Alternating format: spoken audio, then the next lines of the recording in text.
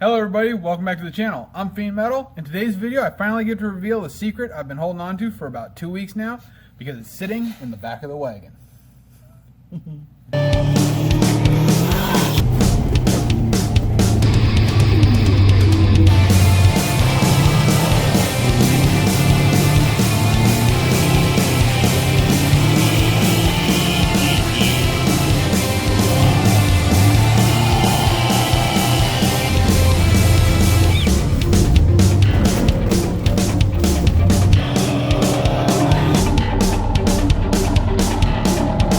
Alright, so if you guys don't remember, I got a 2002 Subaru Outback wagon, obviously all-wheel drive, sitting on the other side of my Impreza wagon right now.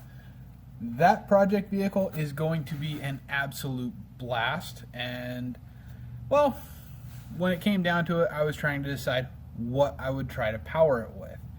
Now, there are a lot of options in the Subaru world. I could have replaced it with any number of EJ series engines in naturally aspirated form with a wiring harness and just slap the car together and go. Now have a stock driving Subaru Outback. That'd be not bad, but it wouldn't really fit, especially since I want a little bit more oomph out of the car. I want it to have a little bit more power. So I was like, okay, something along those lines. Well, then you start looking at, your turbo swaps and your 6-cylinder swaps and all that stuff, and well, I mean, like a WRX turbo or something like that. That'd be fun, but once again, not really what I'm after. I want something unique, different. EJ25 turbo swap, that's been done. 255, 257, whatever.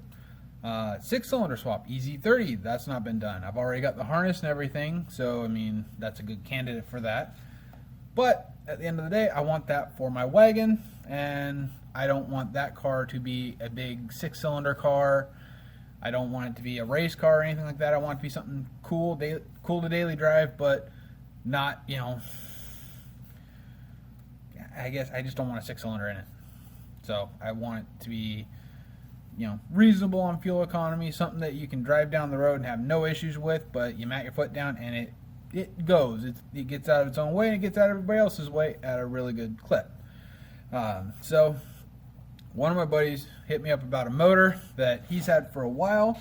It's a very low kilometer engine. There's a little hint, and it's a little unique in the Subaru world. You don't see a whole lot of them, and I'll explain that in a minute. Now, unfortunately, there's a whole lot of mess in the shop because I've been reorganizing a lot. Been working on getting that whole area over there cleaned out, and we're going to be starting the bigger projects such as this motor, and I need to get some things, obviously moved around and just strictly out of the shop in order to do that. Now, I also got some other parts for not the EJ18, but the small block Chevy over there, that little 5-liter engine I've got, and somebody just commented on something I'm talking about. So while you guys watch me unload that, I'm going to get everything out here, and then we're going to go through my big haul from my buddy's house today.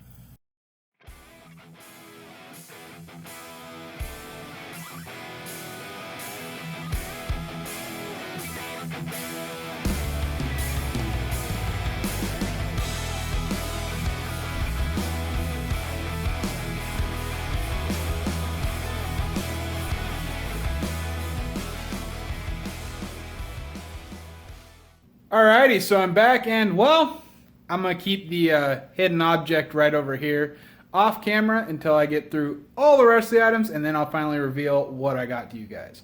Now, one of the first sets of items I got was actually the last thing I got, which is these Chevy small block, or Chevrolet cast aluminum small block Chevy valve covers. They are actually pretty decent condition, but the deal was far too good to pass up because I got those in a combo deal with this. This right here is a Edelbrock Performer manifold for small block Chevy once again. My buddy had these sitting on the floor. He tends to like imports like Subarus, Lexus, stuff like that. And so he doesn't really have a use for this. And he offered these to me at a price that I could not pass up. $40 for the intake manifold and the valve covers. I was bringing those home at that price. The intake manifold, definitely worth it all day long. The valve covers themselves, I'm sure they've got a price tag. I don't know exactly what it is, but you know what? They're kind of nice looking, and they might work for dressing up this 305 small block Chevy. Just an option, or I might not keep them. But either way, that manifold is definitely perfect for the build we're going to be doing with this engine. This 305 small block Chevy is not going to be a high RPM race engine because it's a 2-bolt main factory block, which means that we're going to be sticking to something in the up to 5,500 RPM range when I do get around to building it. And it's definitely going to be something fun in the long term. But that was the last set of items I got. Before that, though, my buddy lent me this Easy 36 manifold, which is right down here in the chair. They are plastic composite manifolds from the factory because the cylinder head, or the fuel injection is direct port injection, which means that the fuel injectors actually mount into the cylinder head. Nice feature. So I can take this manifold and start building a jig to be able to build a supercharger manifold for once I finally get around to getting an EZ30R for the wagon. That way I'll be able to eventually supercharge my wagon as well. So definitely another fun item that I was like, oh, you know what? Yeah, I'll borrow that. His 36R, or his EZ36 that he had, actually was something he got for free, and it was submerged by somebody in water and left, and therefore he's not planning to rebuild it or anything. So the intake manifold is not really necessary for right now. So he lent it to me to make this supercharger manifold, which I'm definitely happy about. Now, we got some other parts here, but they are all focused around this next item. And this next item, well, it's not something we really find in the States a whole lot. At least I haven't seen a whole lot of them around here. It's not what I originally thought it was, but it's still really cool. And you got to learn sometimes, especially when it's not something that, I can just walk down to a car meet and see a ton of them sitting around. So, let me introduce to you the EJ20H. Alrighty, so here we have it. We have not one turbo, but two on this engine. This is what is called an EJ20H. Now, I've been doing some learning on these motors, talking on different forums, just trying to get a feel for what exactly I'm going to be getting myself into, because, well, these weren't available in the US, so getting parts and stuff like that, it's almost all going to be special order. There will be a lot of custom work involved, a lot of custom fabrication. It's not going to be your garden variety swap. You need to have all your parts working properly, because with two turbos, it's not as simple as one. Now, these engines, they are, from what I've read, pretty decent. Originally, I thought this was going to be a 208, but at the price tag I paid, I'm not complaining.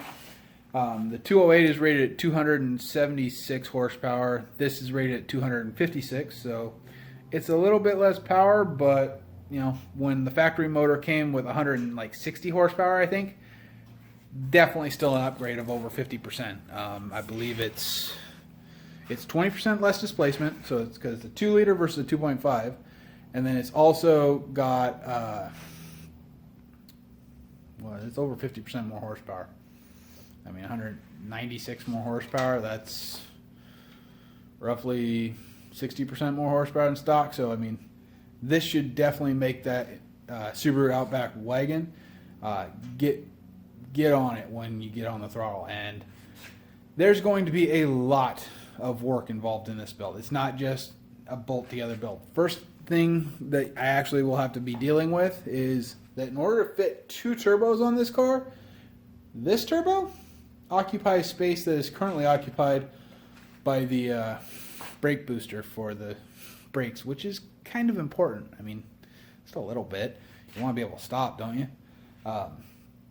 But it's got a lot of features that I like as far as being a phase 1 engine. It uses the factory 6 and 7 crank triggers, which should be helpful for me when I go about setting up the ECU in piggyback mode or parallel or standalone, because the TCU wants to see that 6.7 Trankkrieger. So definitely some good features.